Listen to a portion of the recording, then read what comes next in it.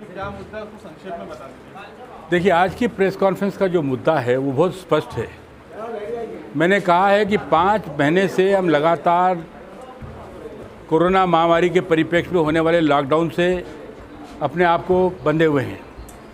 अब ऐसा लग रहा है पूरे देश में और विश्व में कि ये साबित हो गया है कि लॉकडाउन जो है इस बीमारी का शाश्वत इलाज नहीं है और ये बीमारी एक दिन में समाप्त होने वाली नहीं है, और इसलिए अब लगातार लॉकडाउन का रखा जाना ये अब किसी भी हित में नहीं है।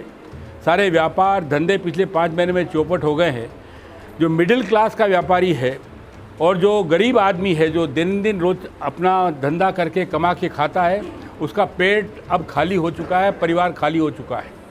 उसके पास बच्चों को फीस भरने के लिए पैसे नहीं बचे हैं, उसको अपने अनाज खरीदने के लिए, घर का राशन पानी खरीदने के लिए पैसे नहीं बचे हैं। इसके ऊपर भारी बिजली के बिल आ रहे हैं। मेरा मुख्यमंत्री जी से निवेदन है कि 3 महीने के बिजली के बिल इनके माफ़ किए जाएँ। जब लोगों की कमाई नहीं हो रही तो बिजली का बिल कहाँ से भरेंगे? आज जो बिजली के बिल कम करने के लिए एमपीबी के ऊपर भीड़ लगी हुई है, लेकिन अधिकारी उसकी सुन नहीं रहे हैं। ये भारी भारी बिजली के बिल उसके ऊपर जो है एक आघात के रूप में है। और उसके बाद जब 5 महीने पूरे हो चुके हैं, तब मेरा प्रशासन से निवेदन है कि आप कम से कम ये करिए कि अगर आपको 2 दिन लॉकडाउन करना है तो शनिवार रविवार पूरा लॉकडाउन करिए, जनता स्वीकार करने को तैयार है। लेकिन बाकी 5 दिन उसको निर्बाध रूप से कारोबार करने दीजिए।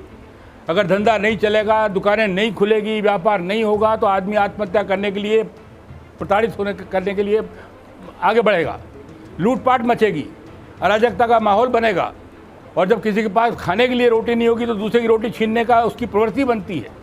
आप इस प्रवृत्ति को आप बढ़ाएं नहीं। फुटपाथ और डेली ठेला चला करके जो अपना रोजगार कमा रहे हैं 20-25 रुपये रोज़, उनको भी आपके जो कर्मचारी धंधा नहीं करने दे रहे, ये अपराध है।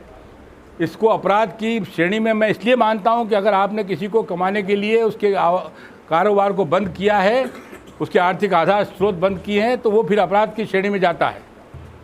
और इसलिए मेरी मांग है कि आप 5 दिन जो है आदमी को व्यापार करने दीजिए। सारे व्यापारियों को, वो चाहे फुटपाथ पे करता है, अपनी दुकान खोलता है, शनिवार रविवार आपको बंद रखना है, पूरा बंद रखिए। माकूल जनता खुद चाहती है।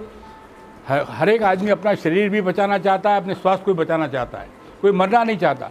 लेकिन जितने कोरोना से लोग नहीं मरेंगे, अगर आपने ये व्यवस्था जारी रखी तो लोग आत्महत्या की तरफ अग्रसर हो रहे हैं। उनका आर्थिक आधार समाप्त हो चुका है, उनका सब्र टूट चुका है, और अभी सब्र को सड़कों पर न आए, इसके बारे में तुरंत विचार होना चाहिए। मुझे ऐसा लगता है सरकार हमारी और सरकार आपकी नहीं, सरकार जनता की और जनता के हित के लिए। भूमिका में नहीं हूँ, मेरी बहुत पुरानी भूमिका है इंदौर शहर के लिए।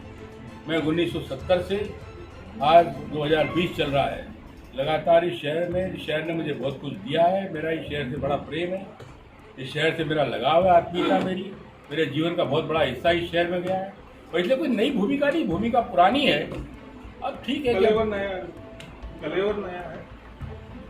नया हो सकता है कि अधिकारी और जनप्रतिनिधि बैठ के जो जनता चाहती है उस पर विचार करें।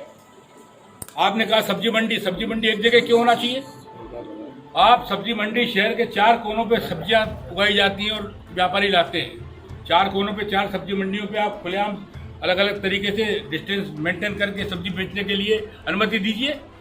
आप 400-500 रोज ठेले वालों को ऐसा कर सकते हैं जो सब्जी घर घर जाकर के दे देंगे, कोई भीड़ नहीं होगी।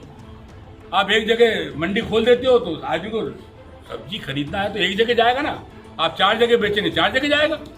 आप ये व्यवस्था तो प्रशासन को करना है भाई। रोज तो दूध भी लगेगा, सब्जी भी लगेगी, अन्न भी लगेगा, रोटी भी लगेगी। कहा है मैंने आदरणीय मुख्यमंत्री जी को भी चिट्ठी लिखी है, मुख्यमंत्री जी से मैंने व्यक्तिगत बात भी की है, प्रशासन से भी मैं बात करता हूँ। तो प्रशासन से मेरा अबोला बड़े संबंध नहीं, ऐसा नहीं है। मैं इनको भी कहता हूँ कि आप रोज अखबार पढ़ते हो, जनता की मांग क्या आ रही है, जनता क्या चाहती है, जनता को क्या कष्ट है, आप इस पर जरा विचार तो करो। आपने ये भी कहा था कि जो प्रभारी मंत्री है वो संभाल नहीं पा रहे हैं, वो चुनाव लड़ रहे हैं। प्रभारी मंत्री खुद इलेक्शन लड़ रहे हैं, इसलिए उनका सारा समय अपनी कॉन्स्टिट्यूंसी में जाता है। अब प्रभारी मंत्री का काम तो जनता की, व्यापारियों की, किसानों, बाकी समस्याओं के लिए भी होना चाहिए। अगर उनके पास समय नहीं है और चुनाव में वो व्यस्त है तो उनकी आवश्यकता है। और इसलिए मैंने कहा कि वो प्रभार अगर टेम्परेरी तौर पर किसी और मंत्री को दिया जा सकता है, जिसके पास समय हो और जनता की समस्याएं सुन करके वो प्रशासन से बात कर सके। वो मंत्री कौन हो सकता है? अरे उषा ठाकुर है, आप तो शहर में है ना, कौन हो सकता है कि एक कैबिनेट मंत्री है शहर में, सीनियर है, सीनियर विधायक है। और टेम्परेरी तो बात है, चुनाव के बाद फिर वापस आप तुलसी सिलावट बना दे, कौन किसको आपत्ति है? चुनाव तक उनके पास समय नहीं है ना, ठीक है, क्या दिक्कत है?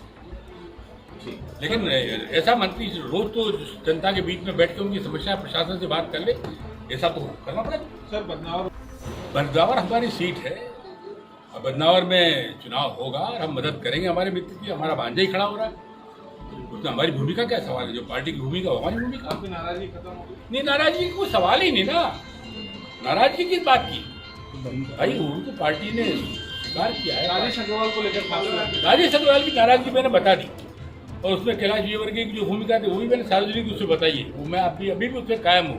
तो राजेश अग्रवाल अलग विषय है, लेकिन पार्टी के साथ तो नाराजगी का कोई सवाल नहीं। पार्टी आला कमान से आपकी बातचीत हो चुकी, क्योंकि बदनावर में उपचुनाव को लेकर तैयारी हो रही है। हाँ, हो रही है, हम भी मदद करेंगे। कृष्णमुरारी मोगे लगातार सभाएं कर रहे हैं, आप वहाँ पर नजर नहीं आ रहे? नहीं, बिल्कुल नजर आ रहे हैं। हम और कृष्णमुरारी मोगे परसों ही बदलाव में मिले थे।